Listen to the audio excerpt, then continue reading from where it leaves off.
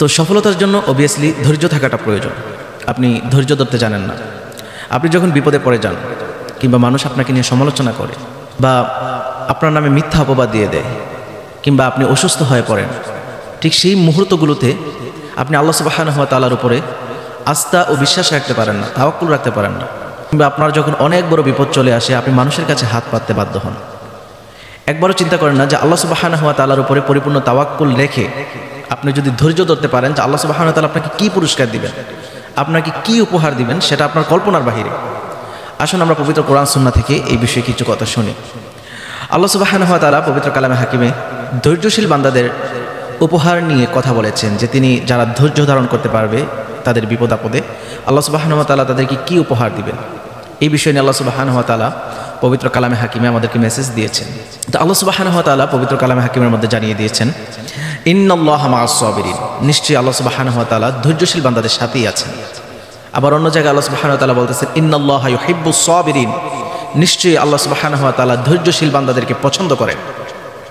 তো আমরা এই দুটি আয়াত থেকে জেনে নিলাম, যেই ব্যক্তি বিপদে এবং তার প্রতিটি খারাপ সময়ে ধৈর্য ধারণ করতে পারে, আল্লাহ সুবহানাহু ওয়া তাআলা অবশ্যই তার সেই বান্দাকে সাহায্য করবেন এবং সেই বিপদ থেকে বেরিয়ে আসার জন্য যা করা প্রয়োজন আল্লাহ সুবহানাহু ওয়া তাআলা তা করবেন। তো আমরা একটি উদাহরণ দেখি, আমরা একটি ঘটনা শুনি, তাহলে হয়তো অনেকটাই আমাদের সামনে সহজ হয়ে যাবে যে আল্লাহ সুবহানাহু ওয়া তাআলা ধৈর্যশীল বান্দাদেরকে কীভাবে পুরস্কৃত করেন। আল্লাহর হাবিব সাল্লাল্লাহু আলাইহি ওয়াসাল্লামের প্রিয়তমা স্ত্রী হযরত আয়েশা সিদ্দিকা রাদিয়াল্লাহু তাআলা আনহা, হযরত আয়েশা সিদ্দিকা রাদিয়াল্লাহু তাআলা আনহা তিনি আল্লাহর হাবিব সাল্লাল্লাহু আলাইহি ওয়াসাল্লামের সঙ্গে অভিযানে বের হবেন। আল্লাহর হাবিব সাল্লাল্লাহু আলাইহি ওয়াসাল্লাম যখন অভিযানে যেতেন, তিনি তার যে কোনো একজন স্ত্রীকে সঙ্গে করে নিয়ে যেতেন। আল্লাহর হাবিব সাল্লাল্লাহু আলাইহি ওয়াসাল্লাম লটারির মাধ্যমে যে কোনো একজন স্ত্রীকে বাছাই করতেন যে কে যাবে আল্লাহর হাবিবের সঙ্গে। আল্লাহর হাবিব সাল্লাল্লাহু আলাইহি ওয়াসাল্লাম তিনি লটারির মাধ্যমে যখন লটারি করলেন, তখন আম্মা জান আয়েশা সিদ্দিকা রাদিয়াল্লাহু তাআলা আনহার নাম উঠে গেল। তিনি আল্লাহর হাবিব সাল্লাল্লাহু আলাইহি ওয়াসাল্লামের সঙ্গে সফরে বের হয়ে গেলেন। তো অভিযান থেকে ফেরার পথে যখন কাফেলা মরুভূমির মধ্যে থেমে গেল, সেখানে আল্লাহর হাবিব সাল্লাল্লাহু আলাইহি ওয়াসাল্লাম এবং সমস্ত সাহাবায়ে কেরাম বিশ্রামের জন্য নামলেন। আম্মা জান আয়েশা সিদ্দিকা রাদিয়াল্লাহু তাআলা আনহা তিনি তার হাউদাজের ভিতর থেকে বের হলেন তার ব্যক্তিগত প্রয়োজন মেটানোর জন্য। তো আম্মা জান আয়েশা সিদ্দিকা রাদিয়াল্লাহু তাআলা আনহা তিনি তার ব্যক্তিগত প্রয়োজন মেটানোর পর তিনি যখন তার হাউদাজের মধ্যে ফিরে আসলেন, ফিরে আসার পর তিনি তার গলায় হাত দিয়ে দেখে যে তার গলার মধ্যে যেই একটা নেকলেস ছিল, তার গলার মধ্যে যে হারটা ছিল সে হারটা মিসিং, অর্থাৎ তার গলার মধ্যে সে হারটা নাই। তিনি সে হারটিকে খুঁজে বের করার জন্য আবার সেই জায়গায় গেলেন যে জায়গায় তিনি তার ব্যক্তিগত প্রয়োজন মেটানোর জন্য গিয়েছিলেন। তো সেখানে গিয়ে অনেক খোঁজাখুঁজির পর তিনি তার হারটিকে ফিরে পেয়েছেন। ফিরে পাওয়ার পর যখন চলে আসলেন, তখন তিনি লক্ষ্য করে দেখেন যে সেখান থেকে কাফেলা চলে গিয়েছে। আর এত দূর চলে গিয়েছে যে কাফেলার সঙ্গে একত্রিত হওয়া কোনোভাবেই সম্ভব নয়। তিনি তখন চিন্তিত হলেন না, তিনি ধৈর্য ধারণ করলেন এবং আল্লাহর উপরে বিশ্বাস রাখলেন যে আল্লাহর হাবিব সাল্লাল্লাহু আলাইহি ওয়াসাল্লাম যদি আমাকে মদিনায় গিয়ে না পান, তাহলে অবশ্যই একজন সাহাবী এখানে পাঠাবেন আমাকে খুঁজে বের করে নিয়ে যাওয়ার জন্য। তিনি সেখানে ধৈর্যের সাথে মরুভূমিতে শুয়ে পড়লেন চাদর গায়ে দিয়ে। তো আল্লাহর হাবিব সাল্লাল্লাহু আলাইহি ওয়াসাল্লামের একজন সাহাবী ছিল, তার নাম হচ্ছে সাফওয়ান ইবনুল মুআত্তাল রাদিয়াল্লাহু তাআলা আনহু। তার দায়িত্ব ছিল যে যখন কাফেলা কোথাও বিশ্রাম গ্রহণ করে, সেখান থেকে কাফেলা চলে যাওয়ার পর সেখানে কোনো কিছু রেখে যায় কিনা কিংবা কোনো সাহাবী কাফেলা থেকে মিসিং কিনা সেটা তিনি খুঁজে বের করে কাফেলার সঙ্গে একত্রিত করে দেওয়া। তো সাফওয়ান ইবনুল মুআত্তাল যখন এখানে খোঁজ করার জন্য আসলেন যে রাসূলুল্লাহ সাল্লাল্লাহু আলাইহি ওয়াসাল্লামের কাফেলা এখানে কোনো কিছু রেখে গিয়েছে কিনা, তো তিনি লক্ষ্য করে দেখলেন যে মরুভূমির উপর একজন নারী শুয়ে আছে। কাছে গিয়ে দেখে এটা আর কেউ নয়, সাইয়্যিদাতুনা আয়েশা সিদ্দিকা রাদিয়াল্লাহু তাআলা আনহা। তিনি এই দৃশ্য দেখার পর তিনি জোরে জোরে ইন্না লিল্লাহি ওয়া ইন্না ইলাইহি রাজিউন পড়তে লাগলেন। তিনি আম্মা জান আয়েশাকে দেখে চিনে ফেললেন। এটা পর্দার আয়াত নাজিল হওয়ার আগে তিনি একবার আম্মা জান আয়েশা সিদ্দিকা রাদিয়াল্লাহু তাআলা আনহাকে দেখেছিলেন।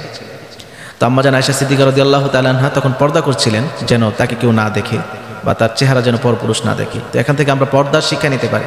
আমাদের মেয়েদের উচিত বা আমাদের মুসলিম নারীদের উচিত পর্দা করে চলা, মুখ ঢাকা, শরীর ঢেকে রাখা, যেন পরপুরুষ আপনার শরীর উপভোগ করতে না পারে। তো আম্মা জান আয়েশা সিদ্দিকা রাদিয়াল্লাহু তাআলা আনহাকে দেখে তিনি চিনে ফেলার পর তিনি জোরে জোরে ইন্না লিল্লাহি ওয়া ইন্না ইলাইহি রাজিউন পড়তে লাগলেন এবং একবারে বেশি দ্বিতীয়বার আর আম্মা জানের দিকে তাকালেন না। তিনি তার উটে এগিয়ে দিলেন। আম্মা জান আয়েশা সেই উটের উপর উঠে বসলেন এবং তিনি তার সেই উটের রশি ধরে টেনে টেনে হেঁটে হেঁটে তিনি মদিনায় পৌঁছে গেলেন। তো মদিনার মধ্যে একজন মুনাফিকদের সর্দার ছিল আব্দুল্লাহ ইবনে উবাই ইবনে সলুল। তিনি ছড়িয়ে দিলেন যে সাফওয়ান আর আয়েশার মধ্যে একটা পরকীয়া সম্পর্ক রয়েছে, নাউজুবিল্লাহ।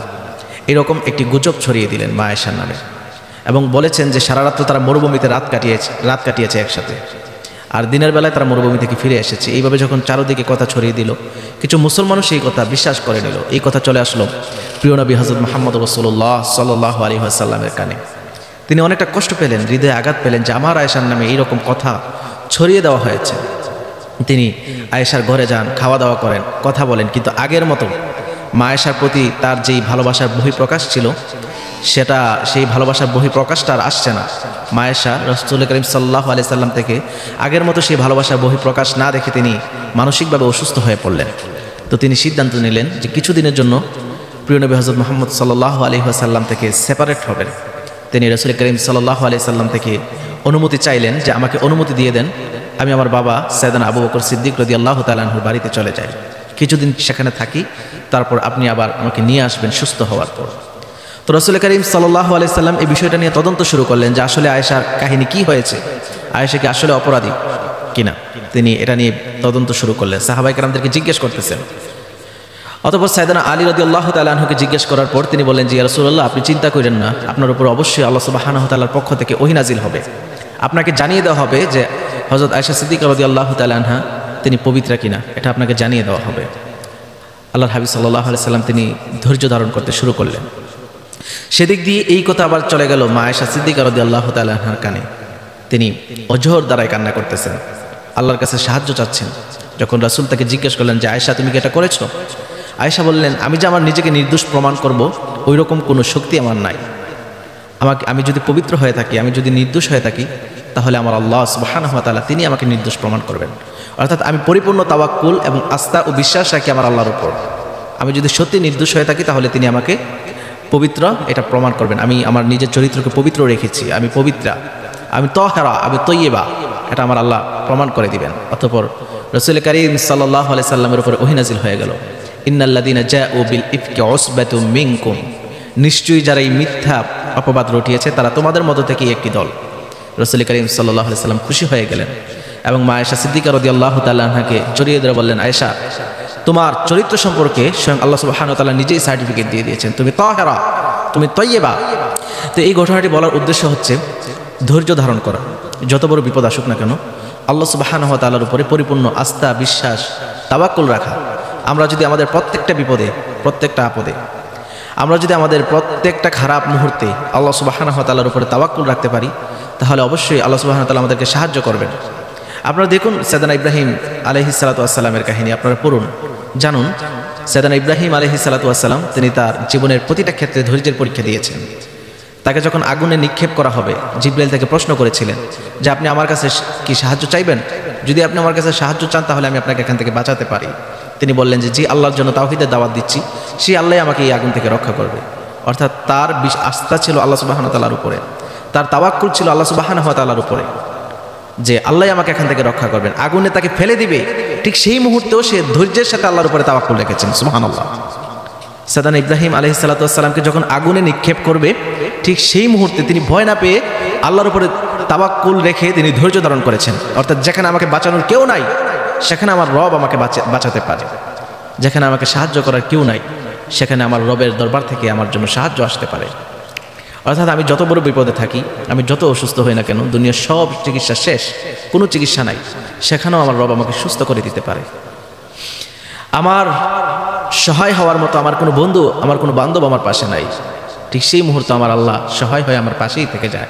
সেই জন্য প্রয়োজন ধৈর্য ধারণ করা, আল্লাহর উপরে তাওয়াক্কুল রাখা। আসুন আল্লাহ সুবহানাহু ওয়া তাআলা আমাদেরকে, আমরা যদি ধৈর্যশীল হতে পারি তাহলে আল্লাহ সুবহানাহু ওয়া তাআলা আমাদেরকে কিভাবে সুসংবাদ দিচ্ছেন সেই বিষয়টি আমরা একটু পবিত্র কোরআন থেকে জেনে নিই। আল্লাহ সুবহানাহু ওয়া তাআলা বলতেছেন, অবাশশিরিস সাবিরিন, তাদেরকে সুসংবাদ জানিয়ে দাও, আল্লাযীনা ইযা আসাবাতহুম মুসিবাহ ক্বালু ইন্না লিল্লাহি ওয়া ইন্না ইলাইহি রাজিউন, যখন তাদের নিকটে মুসিবত আসে, বিপদ আসে, তারা যখন বিপদে পড়ে যায় তখন তারা বলে ইন্না লিল্লাহি ওয়া ইন্না ইলাইহি রাজিউন, নিশ্চয়ই আমরা সকলেই আল্লাহ সুবহানাহু ওয়া তাআলা, আমাদের মালিকানা একমাত্র আল্লাহ সুবহানাহু ওয়া তাআলা, আমরা সকলেই তার দিকে ফিরে যাব। অর্থাৎ নিজেকে উজাড় করে দিয়ে আল্লাহর উপরে তাওয়াক্কুল করা, মনের গহীন থেকে আল্লাহর উপরে তাওয়াক্কুল রাখা যে আল্লাহই একমাত্র সাহায্যকারী, আল্লাহই আমাকে ক্ষমা করতে পারেন, আল্লাহই আমাকে বাঁচিয়ে দিতে পারেন। অর্থাৎ ওই রকমভাবে যদি আপনি ধৈর্য ধরতে পারেন, ওই রকমভাবে যদি আল্লাহর উপরে তাওয়াক্কুল রাখতে পারেন, তাহলে আল্লাহ সুবহানাহু ওয়া তাআলা আপনাকে সুসংবাদ দিচ্ছেন, অবাশশিরিস সাবিরিন, তাদেরকে সুসংবাদ দিয়ে দাও। অর্থাৎ আল্লাহ আমাদেরকে সুসংবাদ দিচ্ছেন জান্নাতের। আল্লাহ